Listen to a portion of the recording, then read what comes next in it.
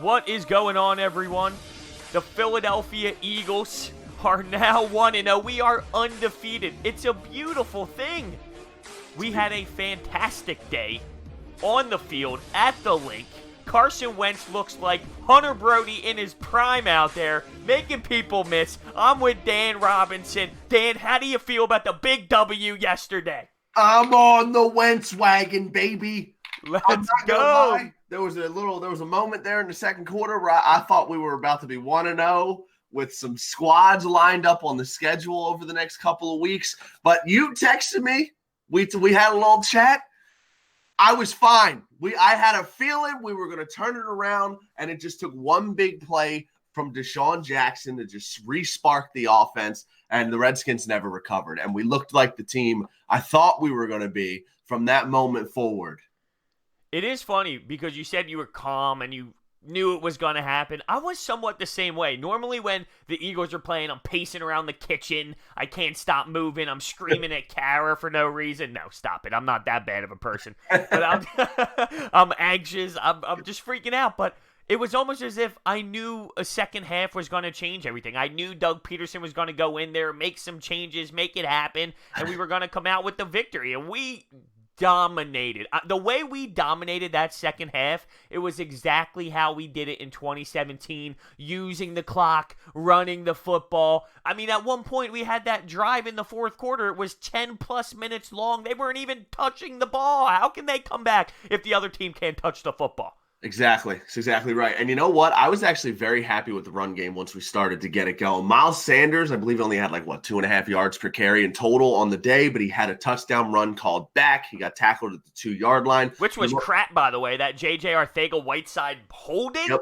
Garbage. Yep. So, I mean, just those two plays alone, I mean, we're talking about someone who could have potentially was really close to scoring not one, but 2 touchdowns yesterday. So on paper, it didn't look like he had the greatest day, but if you actually watch the game, Miles Sanders actually looked really good. I thought Jordan Howard looked really good. We used him in moderation. It seemed like Doug started to use him a little bit more as the game went on, which is something we'll probably also see progressively as the season goes on. He's the kind of guy that can get better in the second half of the year when the weather starts to get a little bit cold. So I actually really like the way that everyone was used. I mean, I'm a big Doug Peterson fan. So I really liked the way things looked once they got going, especially the run game. But I do think I'm very excited about Miles Sanders, if you can't tell. You mentioned the run game. Yeah, I agree completely, by the way, on Miles Sanders. He's going to be a beast. You mentioned the run game, though. Darren Sproles was leading the pack, and the guy's 36 years old. He had 9 carries. Are we going to use him in that way? Because I was talking to one of my buddies about this, and this is how I see the Eagles running backs. This is how it played out for week 1. In week 2, it could be Jordan Howard having 13, Darren Sproles having 6, and Miles Sanders having 8. My point is, every game it's going to be different on who gets the most looks and how we're going to run the ball. That's exactly right. And like I just said, I think Jordan Howard is the kind of guy that a month or two from now, when the weather starts to get a little bit colder and you do want to run the rock a little bit more in certain situations, he's a guy that gets better in those situations. So if you want to overuse a Darren Sproles in some games, especially games where you're down by multiple scores and you're trying to throw the ball a little bit more, maybe, there's 2 Desean Jackson drives where we were just lighting it up. I'm okay with that because I think we are going to use Jordan. There's going to be games, like you said, where Jordan Howard's the guy that's just pounding the rock. Because he looked good yesterday. He had over 7 yards per carry, but he only touched the ball 6 times. He even had a really nice catch out of the backfield, a little shoestring grab, which you usually don't see from Jordan Howard. So I really liked what I've seen out of the running backs. Now, are we overusing Darren Sproles a little bit? Maybe just for this one game, but that doesn't mean it's going to happen every week. You mentioned the not Darren Sproles, the Jordan Howard catch, and then I realized that too when he caught the ball. Whoa, someone's got hands. Whose man is this? Let's not go too far now. Now listen, we started out slow, and last year that was our biggest flaw, and we were able to come back because we're more talented than the Redskins. But here's the difference. Kind of like I stated earlier, when we came back in this game, we came back in commanding fashion and dominated the way that we did when the magical year happened. It wasn't we came back and we somehow squeaked it out against the Washington Redskins. No. We took control of the entire game. We ripped their heart right out of their chest and we never let them have it back. We did, but we started out slow. Now, one, that could just be rust because it's week 1 and a lot of guys didn't have any preseason, or it's the Mike Groh effect that we saw last year. It's too early to tell. I would expect them to figure it out and not start out as slow as they did last year consistently. But it was something that happened in this game. What do you think about that? I also think that the Redskins going out and picking up our scraps after the last day of cuts is definitely something that could factor in. Wendell Smallwood can go to the media and say he's not leaking any secrets all he wants. There's no way that he was in that film room not at least helping out a little bit. So I definitely think that also played a little bit of a role in the slow start. I actually thought Case Keenum actually looked really solid in the first half. He was hitting his spots, making good reads. The Vernon Davis touchdown was just lazy. Just lazy tackling all around. I threw up in my mouth, Daniel. That's the type of play that just can't happen again. Can't happen again. But, in hindsight, looking back on it now that we won the game, maybe that's a play that those 3 or 4 guys that were involved in being lazy there won't be lazy next time because they felt a little stupid in that moment. So that could be a good thing in disguise. We don't know. But I just thought the Redskins honestly played good football in that first quarter. I don't know if I can give them as much credit as you. Now, Case Keenum ended up with 380 yards, 3 touchdowns. Like, he torched it. But then this goes into my next topic of these cornerbacks. And you mentioned that tackle. I watched it in slow motion. I DVR'd the whole game. Last night after the game, I'm sitting there. I'm itching for more Eagles football, so why would I not rewatch the entire game? I'm watching in slow-mo on my DVR. Like, I can make it go in like times 8, times 16 or whatever. This is in the super slow-mo. Ronald Darby just like throws his body out of bounds. Who was it? Sendejo can't pull him down. Oh, I think Rasul was in there. Atrocious. Like, that's embarrassing. But that tackle was so bad. But then we talk about the rest of the game. And Rasul Douglas is getting torched. Sidney Jones is getting waxed. And let's be real, this isn't Antonio Brown out there. So, I mean, that's a concern for me moving forward. Now, for the people who scream to get rid of Jim Schwartz, which I was one of them last season, as much as I can't stand the guy's philosophy, we won a Super Bowl with this guy's philosophy. So at some point it works, but we do need to adjust at the same time or get better talent. I don't know which one it is.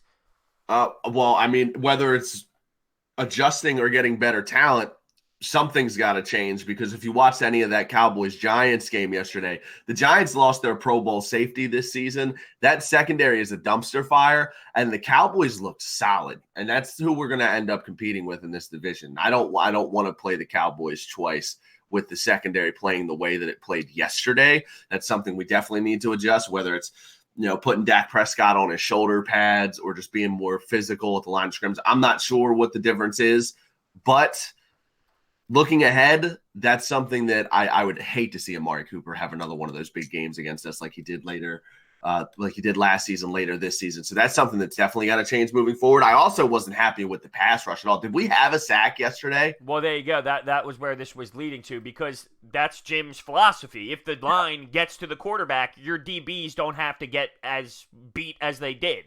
So we picked it up in the second half. Who was it? Was it Tim Jernigan who got in there at one point? I believe it was. There was Jimmy. Yeah, I know. I love it. Well, speaking of the pass rush, though, I didn't even realize, I don't know how I didn't catch this the first time around, that Malik Jackson got hurt and ended up leaving the game in a boot. I don't know how I missed that. But that was something I saw after the game. Hopefully it's not too bad. That's a big loss. That's a big loss, because he's somebody that he had slightly a sort of disappointing season last year coming off of a Pro Bowl. He's someone that we've seen play at a high level before. I feel like we got him for relatively, we kind of just added him to the team. Like, it wasn't, so he was someone that I was really looking forward to being in the mix this year with Fletch and Jernigan, or like, as I like to call him, Timmy Two Gold Teeth. He's a stud, man. I love that guy. You follow him on socials? That dude, I don't. Is fantastic. Dude, speaking of that, though, my hero. That picture of Doug Peterson and Timmy Jernigan with the mask on with the teeth, that's great, dude. I love it. Love it. But like we were saying with the pass rush, I was actually thinking about this last night. I said to one of my buddies while I was watching the game, who would have looked really good on the Eagles yesterday? Hunter Brody. No, Clowney. Yeah, I know. Really good, man. I hate doing this. I don't like going backwards, and I trust Howie Roseman, especially compared to all the other GMs in Philadelphia right now. All my trust in Howie Roseman. But, man, looking at what Houston got back for him, I just question whether Houston didn't like what we were offering or if Howie was just off the wagon on it. But I really think he would have just been the perfect fit. Based off one football game, he would have been the perfect fit to this defense. My opinion on it was I didn't care if we did it, and I didn't care if we didn't. Because if we stayed put, I'm cool with it like we did. I know we're talented. That's okay. If we did move on and grab him, I was pumped. He is a guy that is very good, and he can help this pass rush without a doubt. But at the same time, I do think his name is flashier than what he actually provides for you. Is he a double-digit sack guy? I don't know if he is. Is he an 8-9? Maybe, and he's definitely good. I'm not denying that. I would have leaned towards wanting to do it. I'm okay with not. But his name is flashier than the product you get on the field. 100%. No doubt about it. And like I said, my biggest thing was just once we saw the return, it's like they got almost nothing for him. Right, because the conversation originally was maybe Nelson Aguilar and Vitae or something like that. They didn't get anything in return like that. No, they did not. I don't think, or maybe that was just like almost like a negative. Us having a guy like a Vitae almost available. At least that's what it seems to the public. Maybe they wanted Vitae and that's all they wanted from us, and Howie wasn't willing to move him and nothing else was going to get a deal done. They didn't get anything like that in return. So who knows? Maybe, I don't know, that could be it. I mean, for all we know. Yeah, we had too much talent almost. Yeah, maybe sometimes you see that in baseball sometimes with minor league prospects. Having too many good prospects can be a bad thing when negotiating because those are the only guys that people want and you're just not willing to give them up. So it could work as a negative in that asset. Just we're going to have to figure something out with this pass rush for sure. Well, we know the Phillies don't have that problem. We're not doing this. We're not doing this. Vitae, though, it blows my mind that Brandon Brooks is just cruising in that spot. This dude tore his Achilles 8 months ago. Yep. 8 months ago, and he's just blocking Carson for Carson Wentz nonchalantly in the first game, as if that's not mind blowing. That's absurd. It's that body issue, man. Them boys got confidence. Body issue. Them boys got confidence up front, dude. Right? So speaking of the body issue. Hilarious, by the way. I thought it was hilarious. Very executed in a funny-ass way. Let's just go there. I thought it was great. The tailgating pictures. And I wanted to tie the tailgating with Mike Scott at the tailgate, just popping throws at people. Did you see this video? I've seen the video of the fight. Is there any sort of video of like what led up to it? Do we know what started this issue? I think it was the tailgate of there was like a coffin there or something, and he went up to that tailgate talking about the coffin, and then there was a drunk Eagles fans that went after him for wearing a Redskins jersey. Dude, leave it to Mike Scott to have a fist fight at the link. Like I think it's super scummy because these people are rooting for Mike Scott at the end of the day, right? Like if I see Mike Scott in a Redskins jersey, I'm laughing. Like I get it, dude. You're that type of guy. Like you even came out and said I'm a Redskins fan, and he's the guy that doesn't give a damn what he says. So I would respect it. Like, I'm not gonna fight Mike Scott because he's a Redskins fan. Agreed. There's always one though. I guess, but maybe this is like, you know what it is? This is the guy who's like an Eagles, Texas Rangers, Michigan Wolverines fan who likes a basketball, like is a Lakers fan. You know, he's all over the place and doesn't give a damn about the Sixers. He's one of those idiots. You know what's funny though? I feel like this is the first time in the history of Philadelphia where a Redskins jersey was fighting an Eagles jersey and everyone was cheering for the guy in the Redskins jersey. It's the first time in the history of this city that we got excited for a Redskins fan winning. You know what's funny too? We're not even mad at Mike Scott. Like, I love it. I love it. For. I was waiting for a 2-piece and a biscuit on the side. This guy ended up did anyone even get in trouble? Because 15 minutes after I watched the fight, he was in the stadium in a suite. I'm like, is there any police down there at all? Well, NBC Sports Philadelphia did write an article up on it. So at this point, the Sixers know, people know about it. And I was curious, is it going to get in trouble? Like, this is kind of a big deal. Yeah, it's like, we are laughing. What is going on with this situation? I thought it was great, though.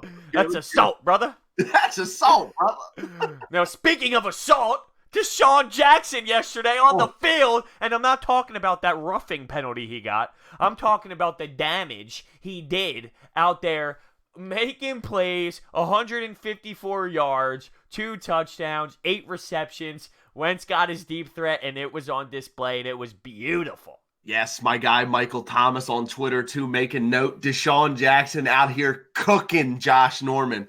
Cooking Josh Norman, who, by the way, looked really bad yesterday. I'm going to give all the credit to Desean Jackson, though. I mean, when that first deep ball landed in his breadbasket, I lost my mind, bro. I had the 3-month-old right next to me. I had no regard at all. I lost it. I don't know about you.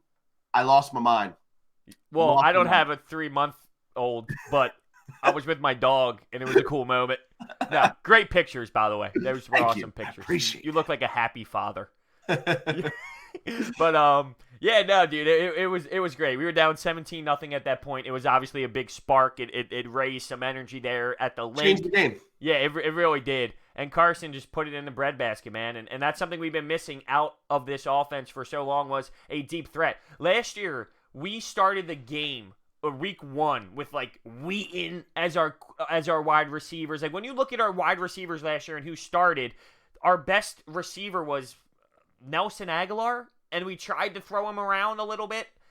Alshon wasn't ready yet. I'm sitting there looking at our wide receiver saying, damn, look at what we got. And it also played a factor in someone like Zach Ertz. At one point throughout the game, we were over halfway through, and Zach Ertz had 1 reception for 5 yards. Last year, he would have had 32 receptions for 180 yards at that point, because that was the only place we looked. So it just shows you how powerful a stretch guy really is. Yeah, it completely opened the field up. As soon as that first touchdown was scored, Zach Ertz went from 1 catch for 8 yards to 5 catches for 50 yards. And he was also another guy that got tackled at the 2-yard line yesterday, too. So he was 1 shoestring tackle from having a 5 for 55 and a touchdown line after having 1 catch going into the half. So that one play to Desean Jackson opened everything up. And Carson was just out there throwing lasers everywhere. We were running the ball well. Offensive line looked great. I'm going to bring it back out, bro. It's the wagon.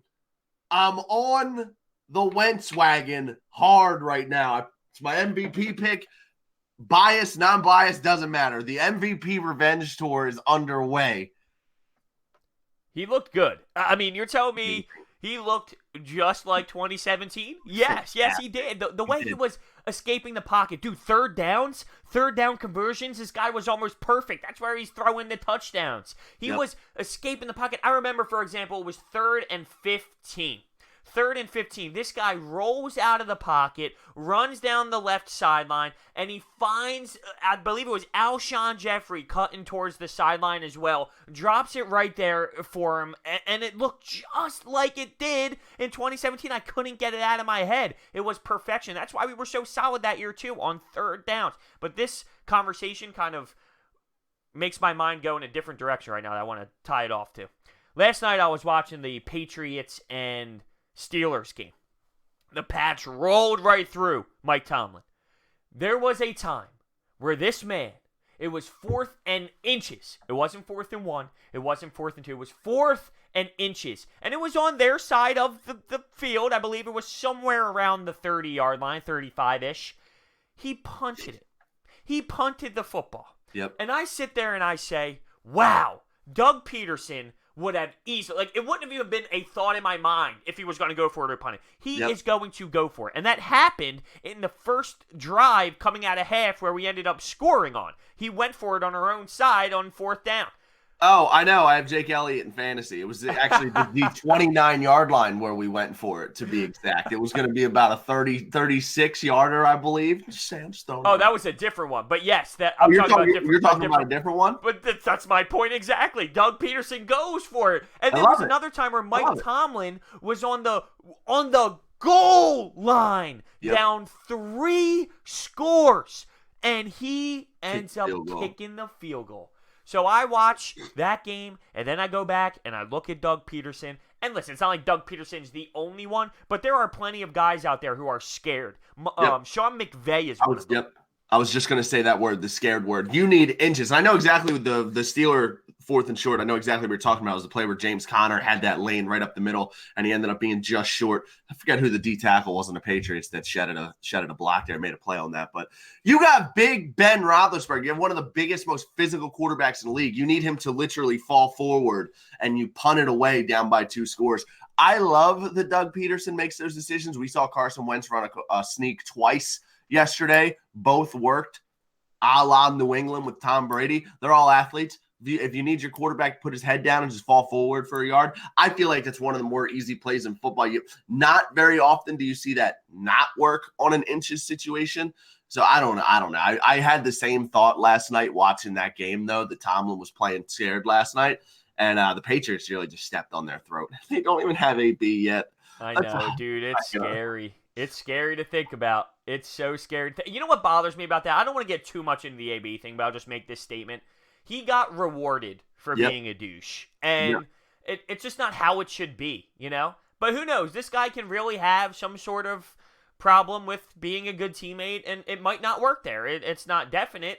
There's probably a good chance, though, if I had to guess, that it'll work out. He'll end up being quiet as hell, and that's just how it works. Now, I love Tom Brady. Watching him carve up the D yesterday, it makes me sick as an Eagles fan, but as an athlete, this guy's 42, just walks up to the line. He knows the coverage. Okay, I'm going to hit the slot. Edelman. Let's run. Edelman, Gordon. Like, it just does it with his eyes closed. As an athlete's perspective, holy hell, is it beautiful to watch. It's impressive, man. It's like they are 2 steps ahead every single possession. Like have you ever watched a Patriots game and they had a 3 and out and you're in the back of your mind, you're like, oh, that was ugly. No, literally never. Actually, you're wrong. Not ever. Normally, this is the time of year where you do see that. The first 4 weeks, and then you hear, oh, this isn't the same Patriots team. There's no way they're going to do it. And then they end up turning it around. But here's the problem. Are they going to beat the Bills in 2 games? Yeah, I'm going to say yes. Are they going to beat the Jets in 2 games? Yeah, probably. Hey, how about the Dolphins, who just lost by 75,000 to the Ravens? They get 6 automatic wins every single year, and if not 6-5. To be fair, I think the Dolphins literally don't care. You hear like 10 guys requested trades after that game yesterday. Come on, no way.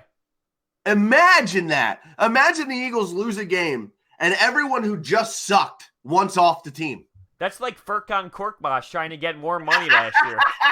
Don't do that to me.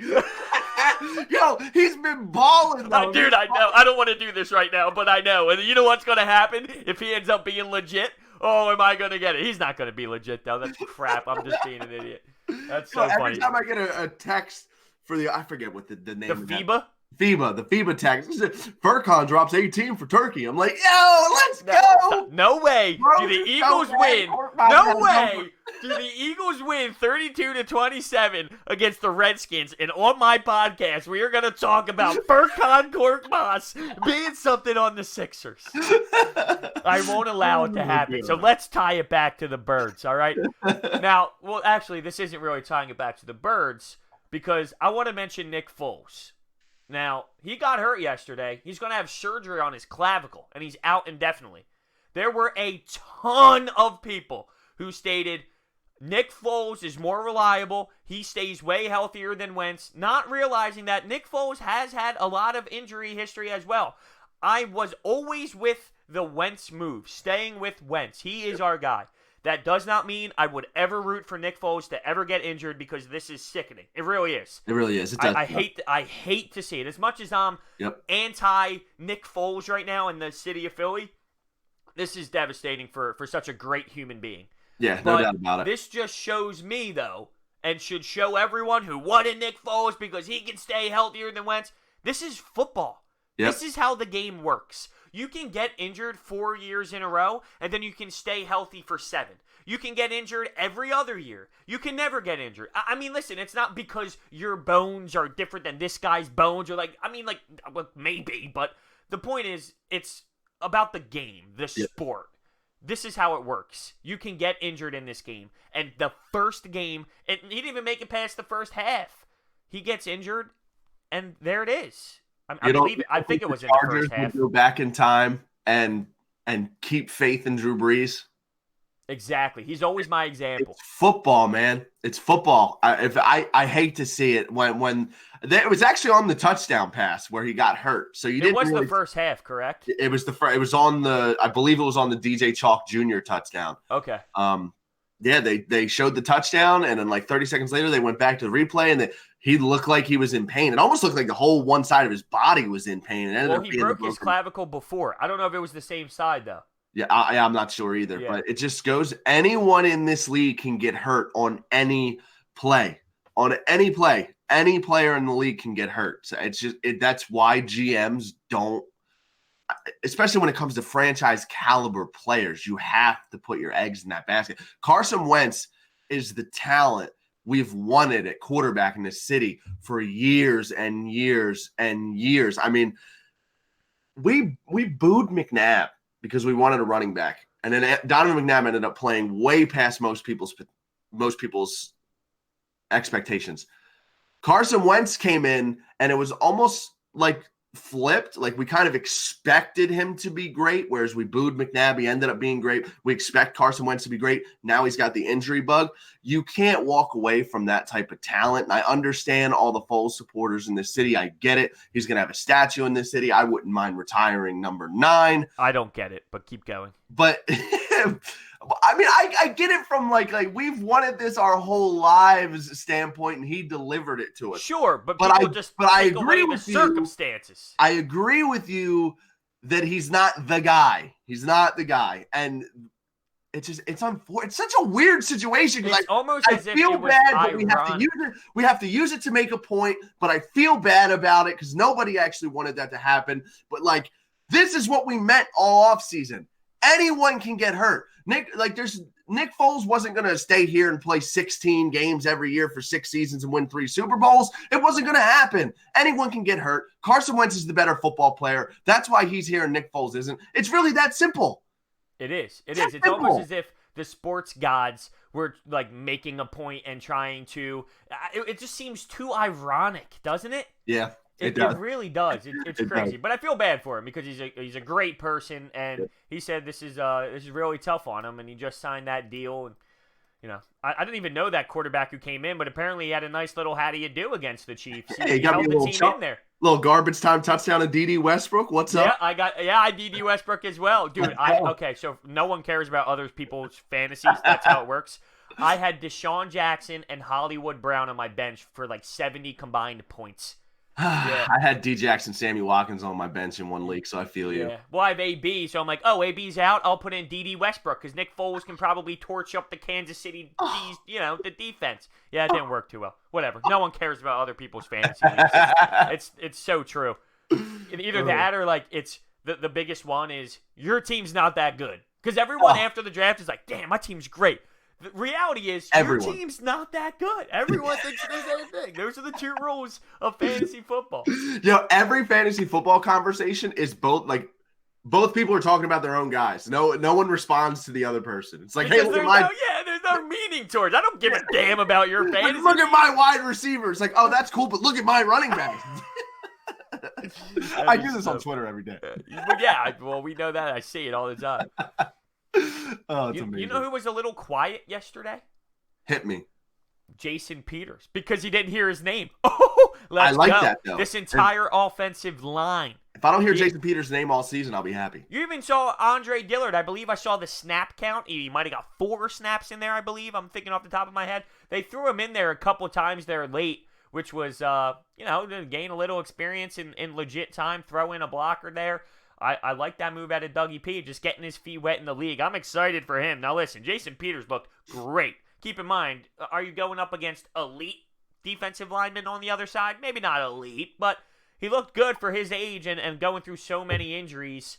I don't know how long he'll be able to stay healthy this year. Hopefully the whole year. He is old, man, in terms of football. Dude, I'm convinced he's playing for Hall of Fame status at this point. Like, the only reason he's still in the league post-Super Bowl is because he wants to go to the Hall of Fame. So if he wants to play with an edge at this point in his career with that as a motivation, feel free. Or the fact that he didn't actually play in the Super Bowl and he knows his team has that potential. I mean, he's playing for a second ring where he actually participates and a Hall of Fame status. I think he's a surefire Hall of Famer today.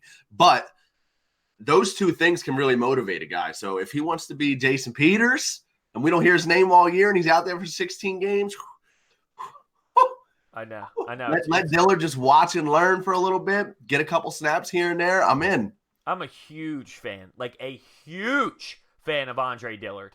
Yep. I'm excited to see this kid grow. It's almost as if the Eagles just know how to do the left tackle situation. I mean, really, you just look back through the Eagles' history, and we literally have years and years and years under the same left tackle, and not every organization can figure that out. And that's the toughest thing to do. It's harder to do than drafting the right quarterback almost. Yeah, most organizations never have a good left tackle, to be honest with you. The left tackle position may be right behind quarterback when it comes to importance on a football field. It definitely is. Unless I want to say left-handed, but that's a rarity. Unless your quarterback's left-handed, but that's a rarity. Oh yeah. I'm just being petty at this point. Oh. We got to talk about these Falcons next week. Yeah. I was just going to say the Eagles are going to Atlanta. It's almost like you read my mind. That's weird.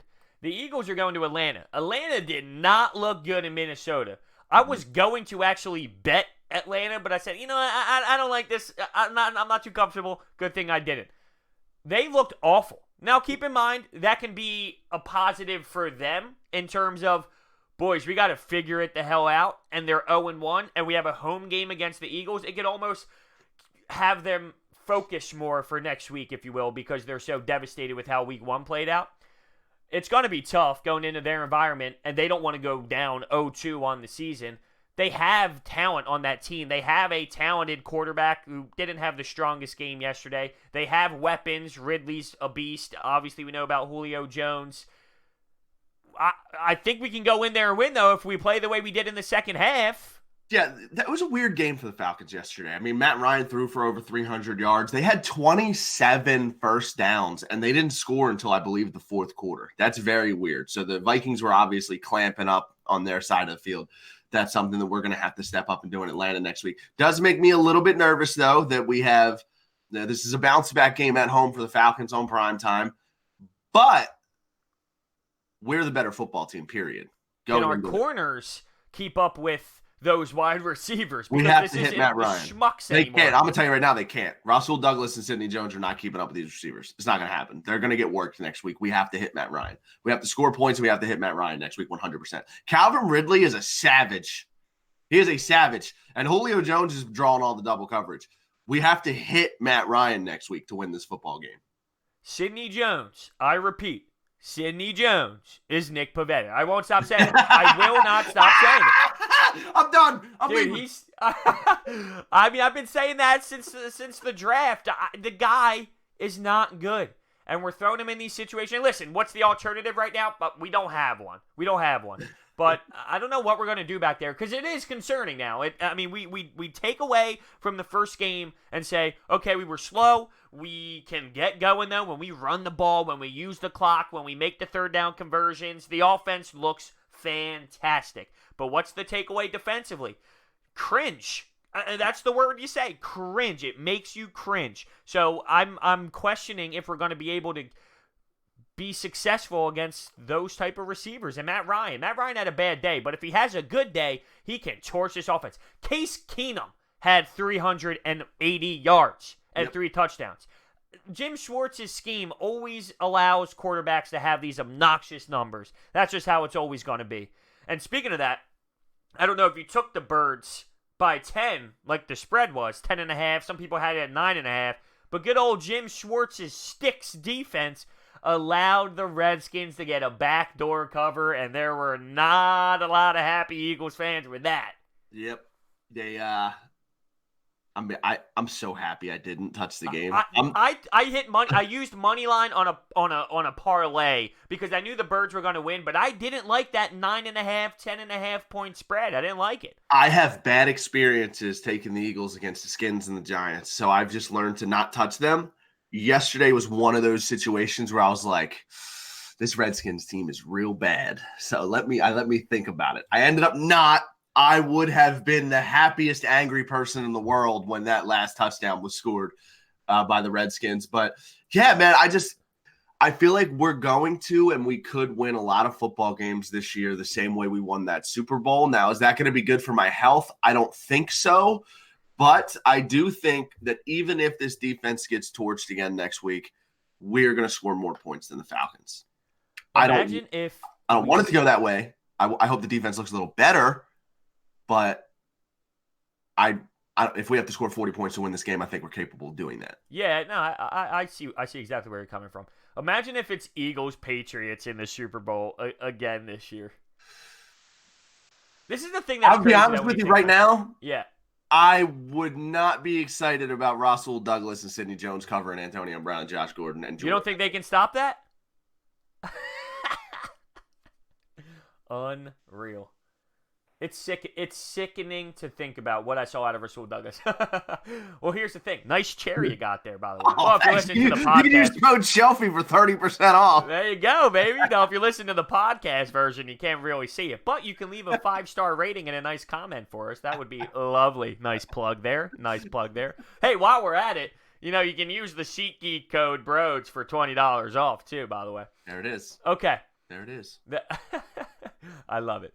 I'm a fan of after the game, rewatching it, and then laying in bed, watching the 15-minute extended highlights that the NFL puts up on YouTube. I can't get over, especially for the first game back. And listen, it was week 1, so I was pumped to have Red Zone on. Let's just go around the league a little bit here to talk about what happened. Now, the Browns got waxed at home by the Tennessee Titans. And I knew the Browns were had a lot of hype behind them, and that changes your mindset and changes the way teams look at you. If you heard some of the Titans players in the locker room post-game saying, they're the same old Browns.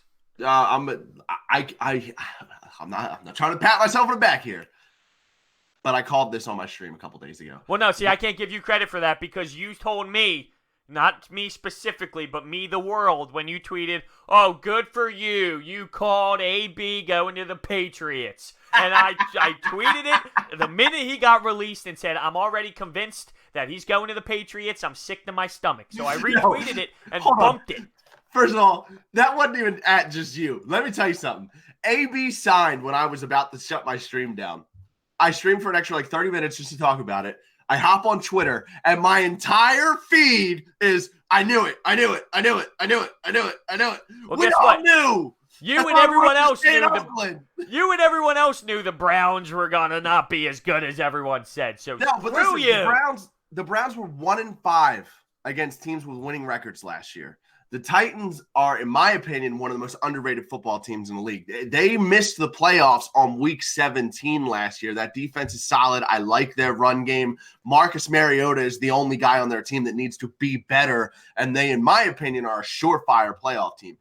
I really just did not like this game for them opening up. They got all this hype around them. They got to live up to these expectations for the first time in 20 years. They have new pieces on their offense that haven't played a regular season game yet together. And they got to play against a Titans team that I have pegged for the playoffs. I didn't think this was going to be a good start to the season for them, and it just turned out that was the case.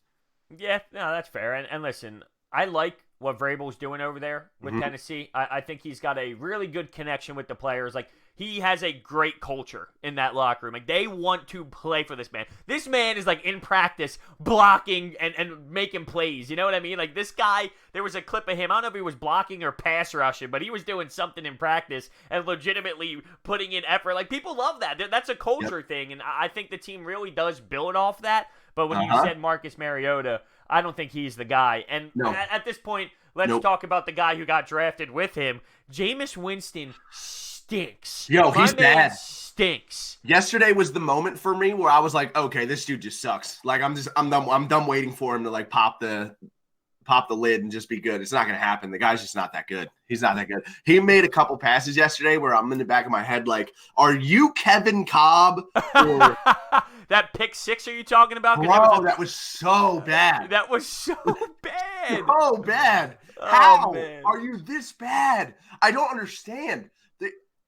He has so much potential. And we kind of do this a lot with any strong arm athletic quarterback. We do this a lot where if you can throw the ball 60 yards and you run a 4.5 at quarterback, you could be so good, and those guys almost never work out. But like, we've seen this dude specifically play at a really high level. I don't understand how he's gotten this bad. Like, I mean, up to this point in his career, I would say he's had moments. He's had 4 touchdown games. He has some weapons. Him and Mike Evans have a good connection. I am full-blown convinced now that he just flat out sucks. Mike Evans makes this guy look good the same way he made Johnny Manziel look good in college. It's just he's rough, dude. He's got to go. If I'm a Buccaneers fan, I'm standing outside the complex with signs. Get him out of here. That's a W. No, that's an L. Yes. That's an L, bro. Yes, I was going to do that too, but I love that you nailed it. No, you said Tampa Bay fans should be picketing. Dude, there's no Tampa Bay fans, bro. There's no Tampa Bay fans out there. And listen, they don't have fans. This is the last team we'll touch on, because I'm not going to touch about the whole entire day, because there's some useless games for me. But the Cowboys, and you somewhat mentioned this, they dominated the Giants. Now, keep in mind, the Giants are bad. They are bad. But brutal. At the same time, the Cowboys look good, and we know it's going to be a battle between the Eagles and the Cowboys for this division. They did look good, but, look at what the Giants have on the other side.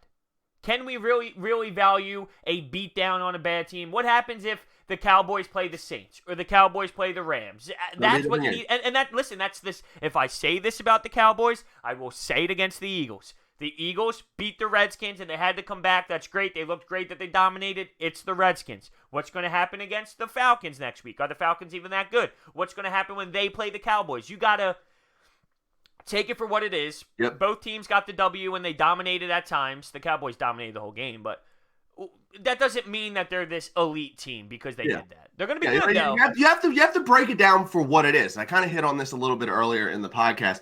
The Cowboys have a very good offensive line, one of the best in the league, just like the Eagles.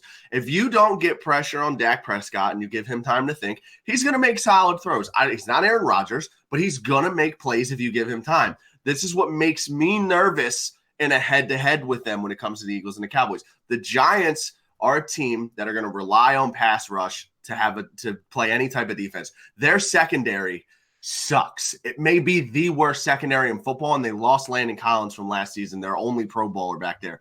That secondary is awful. If our secondary is going to play like it played yesterday and we don't get any pass rush on Dak Prescott, I am very nervous that it could look the same way. But the difference between us and New York, like we also have said on this podcast, we can score with them. So even if a situation like it, we may see a 45-42 Eagles-Cowboys game this year if our defense plays the same way it played yesterday. You have to get pressure on Dak Prescott because Amari Cooper is a great route runner. Jason Witten's back, and he was doing Jason Witten things, wide open, 3 yards down the field. Somehow nobody can tackle the dude. I don't think I've ever seen Jason Witten do a juke move. But the first guy never tackles him, I feel like. Well, he's a big-ass dude, man. Just bumps off of people. Like, is that not a 6'4", 300-pound linebacker, or am I missing something? Well, I mean, the Giants stink. But he has been doing it. That secondary is bad. But I think it was a good example of what we need to do differently against them, because I think our defense is better than New York's. Don't get me wrong here. But that secondary is brutal. Our secondary can be brutal. We have to hit Dak. We have to hit him. Absolutely.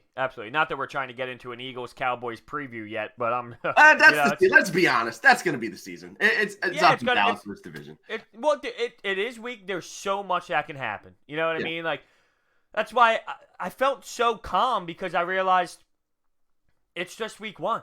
Like last year, it took me till week 14 to really start. So much can change. Is my point. It's like at week 14, my feeling on the team was different than week 3. Like it changes so much that 100%. I'm starting to realize that as the seasons go on now, as I pour my heart into this team to an extreme level. That listen, week 1 is week 1. Week 12 is completely different from Week 4 and Week 8, and everything changes for the whole entire journey, and that's why a season truly is one big journey, and you just got to enjoy the whole ride, because that's the beauty of it. So, yep. I think it's great for football, though, that these two teams are, like, the Eagles and the Cowboys being this good at the same time. I think it's great for football. We're gonna have people hate that the Cowboys are good, and I get it, because obviously they're our rival, and you want them to stink, but I'm a huge beauty of sports guy. Yeah. I love the beauty of sports. And rivalries is that. It's the beauty of sports. So I love the competition level between these two teams. That's what makes it awesome. That's what makes sports what it is. Hating the Dallas Cowboys logo. Yep. I've said the same thing about the Penguins for 15 years. It's just, I love the Penguins. It's just unfortunate that we stink. I'm pro Penguins, though, because Sidney Crosby's the greatest. We don't have to do this now. It's like maybe third or fourth. He's the greatest I've ever seen. Okay, with that being said. He's close, but he's not the GOAT. He's not even the best Penguin of all time. Get out of here. Get out of here. All right, so you're never coming on my podcast again. Hey, hold on, man. I'm giving this guy top 5 all-time credit here, okay? Fair. And you know what? He might not be the best Penguin of all time. We are not doing this. How do we talk Furkan Korkmaz and Mario Lemieux and Sidney Crosby? I squeezed them in. Yeah. We got Furkan, Sidney Crosby, and Nick Pivetta on this podcast. Ew! I want to throw up! All right. With that being said, let's get our final thoughts as we close out this podcast right now. My final thoughts. Offense got going. Carson Wentz looks great. 313 yards, 3 touchdowns. 3, not 4. I know that might get you a little disappointed over there. Lose some money on that Alshon Jeffrey running touchdown, did you? I watched the replay 30 times. Carson Wentz threw that ball on the 6-yard line. Alshon Jeffrey caught that ball on the 6-yard line. He should have 4 touchdowns. I should have been in the green on FanDuel, but whatever. Final thoughts on the football game. We have got to hit the quarterback if we're going to go from good to great this season. When it comes to Dallas later in the season, Atlanta next week, let's focus on them because they're the next team up. We have to hit Matt Ryan next week. Calvin Ridley and Julio Jones will, not maybe, they will torch Sidney Jones and Rasul Douglas. We have to hit Matt Ryan if we're going to win that football game, but I think we're capable of not only doing that, but outscoring them either way. So let's go, Birds. It was a good week 1. Thanks for having me on the podcast, brother. It was fun. Oh, yeah. We'll be doing this on Mondays after the games, baby. Mondays after the games. So, all right, everyone. Thank you guys so much for listening to this podcast, and we will see you next time.